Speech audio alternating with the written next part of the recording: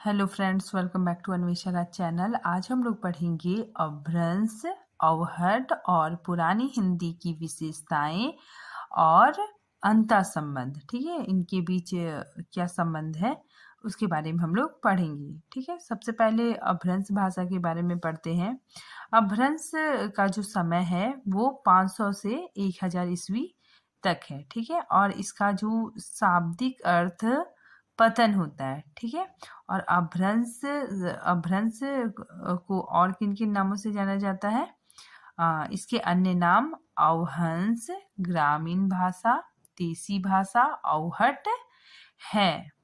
अपभ्रंश शब्द का सर्वप्रथम प्रयोग आचार्य ब्याडी ने किया था। उसके पश्चात इसका प्रयोग पतंजलि में मिलता है। ठीक है, अपभ्रंश का सबसे प्राचीन उदाहरण नाट्य शास्त्र में प्राप्त होता है। ठीक है, मतलब अपभ्रंश का सबसे पहले नाट्य शास्त्र में इसका उदाहरण मिलता है। ठीक है, जो आचार्य भरत मुनि की एक महत्वपूर्ण रचना है। अब हम लोग इसकी विशेषताएं देखेंगे। अपभ्रंश की कुछ विशेषताएं। ठीक है, स्वरों की संख्या 10 है और ये उकार बहुला भाषा है। ठीक है, मतलब इसमें उकार ध्वनि मिलती है। और श, ठीक है, दंत सा का एक ही बार प्रयोग होता है। ठीक है, मतलब इसका सिर्फ एक ही बार प्रयोग होता है। और री ध्वनि लेखन में थी लेकिन उच्चारण में नहीं थी। ठीक है, मतलब री ध्वनि लेखन में थी लेकिन इसका उच्चारण में इसका प्रयोग नहीं होता था। तत्सम के बजाय तद्भव शब्दों का ज्यादा प्रयोग होता था। ठीक है, मतलब इस समय तद्भव शब्दों का ज्यादा प्रयोग होता था और द्विवचन और नपुंसक लिंग का लोप हो गया था। ठीक है, मतलब एक वचन और बहुवचन था, द्विवचन नहीं था और नपुंसक लिंग का भी लोप हो गया था। ठीक है, अब हम लोग देखेंगे इस युग की प्रमुख रचनाएं। ठीक है, सबसे पहले देखते हैं स्वयंभू। स्वयंभू 8वीं शताब्दी में पौंचरु रचना लिखे थे। ठीक है, तो स्वयंभू को अपभ्रंश का वाल्मीकि कहा जाता है। ठीक है, और इन्होंने राम कथा को आधार बनाकर लेखन किया। ठीक है, मतलब इनकी जो रचना है पामचरु, इसमें इन्होंने राम कथा का वर्णन किया है। आगे देखिए, पुष्प दंत की रचना है महापुराण। ठीक है, इसमें 63 जैन महापुरुषों की कथा है। और धनपाल की रचना है भविष्यत कहा। ठीक है, और अब्दुल रहमान, ये बहुत इंपॉर्टेंट है। ठीक है, इनकी रचना संदेश राशक है। ठीक है, तो संदेश राशक में विक्रमपुर की वियोगिनी का कथा है। ठीक है, वियोगिनी की कथा है। और दत्त सूरी ने उपदेश रसायन रास लिखा है। और जो इंदु, ठीक है, इनकी रचना परमात्मा प्रकाश योग सागर। ठीक है, तो ये दो रचनाएं हैं। और दोहा काव्य की परंपरा यहीं से प्रारंभ होता है। ठीक है, अगर क्वेश्चन आ जाता है कि दोहा काव्य की परंपरा का प्रारंभ कहाँ से होता है, तो जोइंदू से माना जाता है। ठीक है, आगे देखिए, राम सिंह की रचना पाहुड़ दोहा है।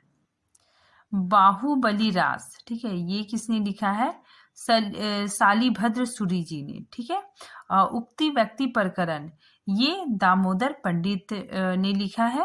फिर वर्ण रत्नाकर, ये किसकी रचना है? ज्योतिश्वर ठाकुर की। ठीक है, और कृतिलता और कृतिपाता का, ये किसकी रचना है? विद्यापति की। ठीक है, अपभ्रंश का पहला प्रबंध काव्य किसे माना जाता है? भविष्यत कहा को। ठीक है, और राम काव्य के प्रथम कवि कौन है? स्वयंभू। और कृष्ण काव्य के प्रथम कवि भी स्वयंभू है। ठीक है, प्रथम रचना जिसमें 12 मास, ठीक है, मतलब 12 महीनों का प्रयोग है। ठीक है ना, तो वो नेमिचंद्र चौपाई ने लिखा है। ठीक है, अपभ्रंश का वाल्मीकि किसे माना जाता है? स्वयंभू को। ठीक है, अगर अपभ्रंश का वेद व्यास, ठीक है, ये भी क्वेश्चन बहुत इंपॉर्टेंट है कि अपभ्रंश का वेद व्यास किसे माना गया है? तो पुष्पदंत को।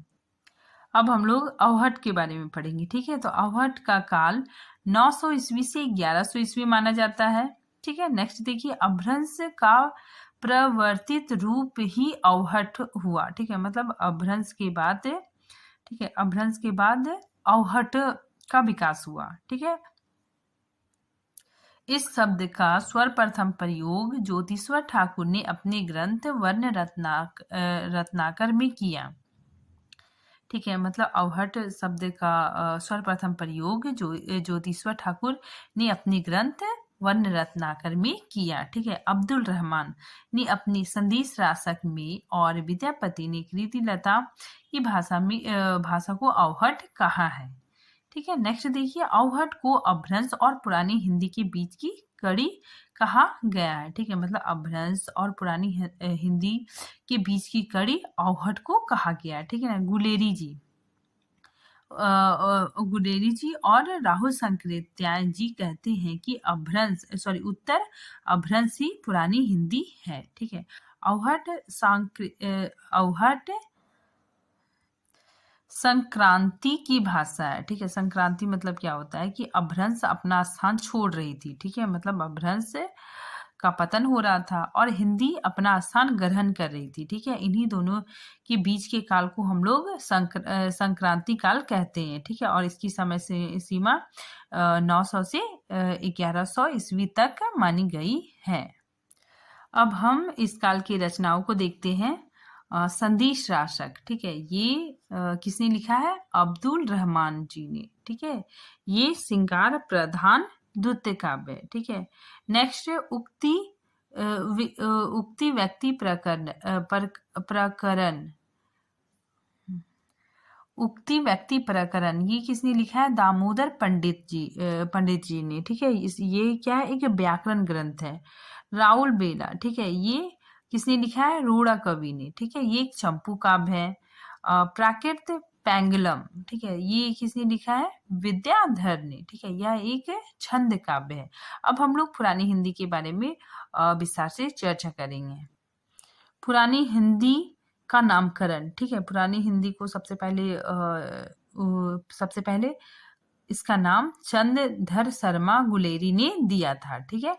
और ये 7वीं से 11वीं शताब्दी तक अपभ्रंश की प्रधानता रही और वह पुरानी हिंदी में परिणत हो गई। ठीक है। मतलब पुरानी हिंदी में बदल गई।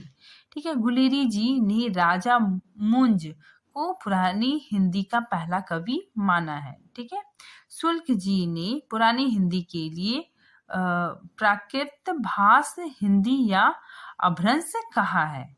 ठीक है। नेक्स्ट देखिए, इसका जो समय है वो 1100 से 1300 ईस्वी के बीच की भाषा है। ठीक है। 1100 से 1300 ईस्वी के बीच की भाषा थी, इसीलिए इसे पुरानी हिंदी कहा गया। ठीक है। पुरानी हिंदी में नाथ और सिद्ध साहित्य और दक्कनी हिंदी देखने को मिलता है। ठीक है। पुरानी हिंदी नाथ सिद्ध साहित्य इसमें लिखे गए हैं। ठीक है। और इसका जब हम स्रोत देखते हैं तो स्वयंभू, विद्यापति, मुल्ला दाऊ, अमीर खुसरो, रासो साहित्य, इन रचनाओं में पुरानी हिंदी का स्वरूप देखने को मिलता है। ठीक है। लेकिन अगर मूल स्रोत पूछा जाए तो रोड़ाकृत राउल बेल है। अब हम लोग पुरानी हिंदी की ध्वनिगत विशेषताओं के बारे में जानेंगे। ठीक है। देखिए, अपभ्रंश में 10 स्वर थे, 30 व्यंजन थे। ठीक है। और ए और ऐ का प्रयोग नहीं होता था। ठीक है। वही अवहट तक आते आते ए और अ मिलने लगे थे। ठीक है। जैसे बैल, चौड़ा, तो ये सब ध्वनियां मिलने लगी थी। ठीक है। फिर पुरानी हिंदी में ए और अ मतलब ज्यादा मिलने लगे, मतलब इसका ज्यादा प्रयोग होने लगा। ठीक है। अब देखिए, पुरानी हिंदी में मतलब सब कुछ सेम बहुत कुछ पहले वाला ही था। ठीक है। अपभ्रंश और अवहट से मिलता जुलता था। ठीक है। जैसे देखिए, री का प्रयोग भी सेम था। ठीक है। लेकिन पुरानी हिंदी में उसकी प्रवृत्ति बढ़ी। ठीक है। जैसे देखिए, अमृत का क्या हो गया? अमिया। मृत्यु का क्या हो गया? मिच। ठीक है। देखिए, री का प्रयोग जैसे कृष्ण है तो कन्हा हो गया। ठीक है। अगर रीन है तो रीन इसमें तो छोटी। ठीक है। ऐसे रीन लिखा जाता था। ग्री है तो जो री की मात्रा है वो चेंज हो गया गेह में। ठीक है। इसमें देखिए, री की मात्रा है तो ये गेह में चेंज हो गया।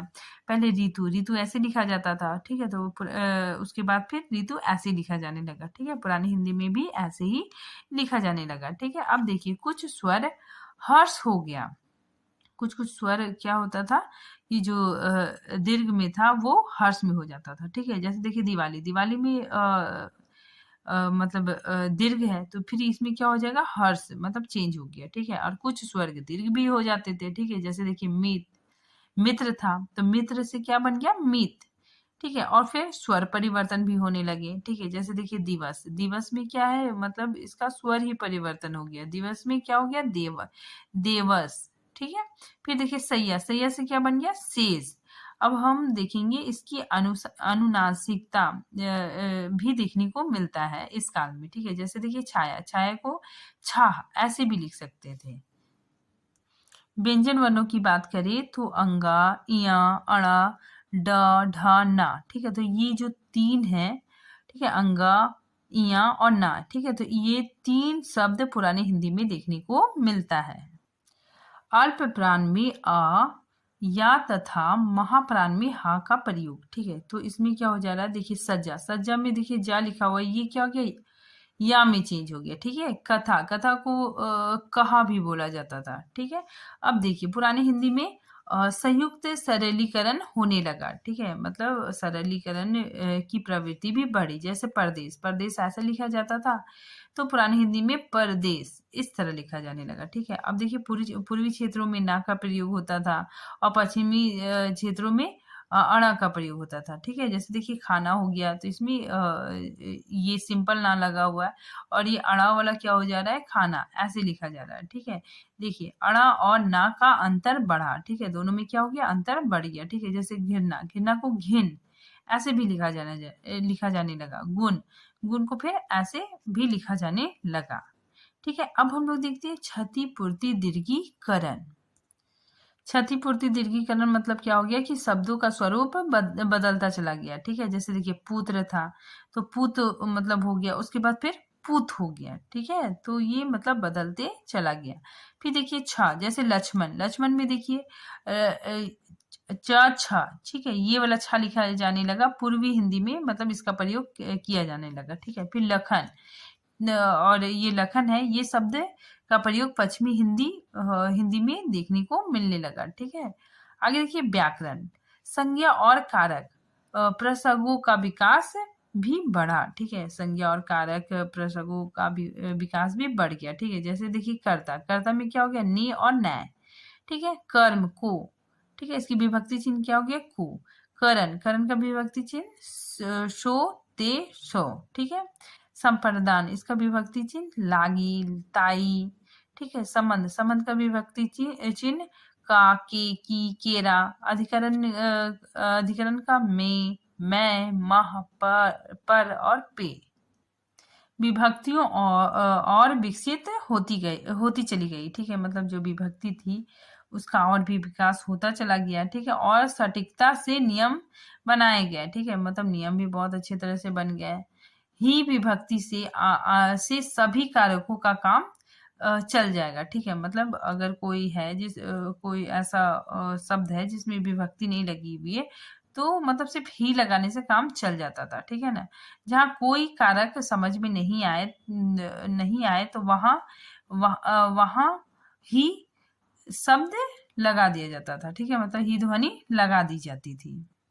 अब हम लोग वचन देखेंगे कि बहुवचन बनाने के नियम भी उस टाइम आ गए थे। ठीक है, जैसे देखिए बेटा, बेटा क्या पुल्लिंग शब्द है। ठीक है, तो इसको क्या बन गया, इसका क्या बन गया, बेटे, बेटन। ठीक है, तो ए अन की प्रत्यय देखने को मिलता था। ठीक है, मतलब जो पुल्लिंग है, ठीक है, पुल्लिंग से बहुवचन बनाने के लिए ए और अन का प्रत्यय लगाना पड़ता था। ठीक है, आगे देखिए, फिर देखिए सखी, सखी में क्या हो गया, सखियन। तो इसमें यन प्रत्यय लगा। ठीक है, मतलब स्त्रीलिंग को बहुवचन बनाने के लिए यन प्रत्यय लगा। ठीक है, अब हम लोग इसके लिंग के बारे में चर्चा करेंगे। लिंग कौन कौन से, स्त्रीलिंग और पुल्लिंग। ठीक है, वचन क्या क्या है, एक वचन और बहुवचन। ठीक है, और सर्वनाम, उस टाइम पुरानी हिंदी में सर्वनाम 3 थे। ठीक है, जैसे उत्तम पुरुष, मध्यम पुरुष और अन्य पुरुष। ठीक है, और विशेषण, उसके बाद फिर विशेषण देखते हैं हम लोग। संज्ञा के अनुसार लिंग और वचन बदलना मतलब बदलना था। ठीक है, बस इतना ही है। Thank you friends.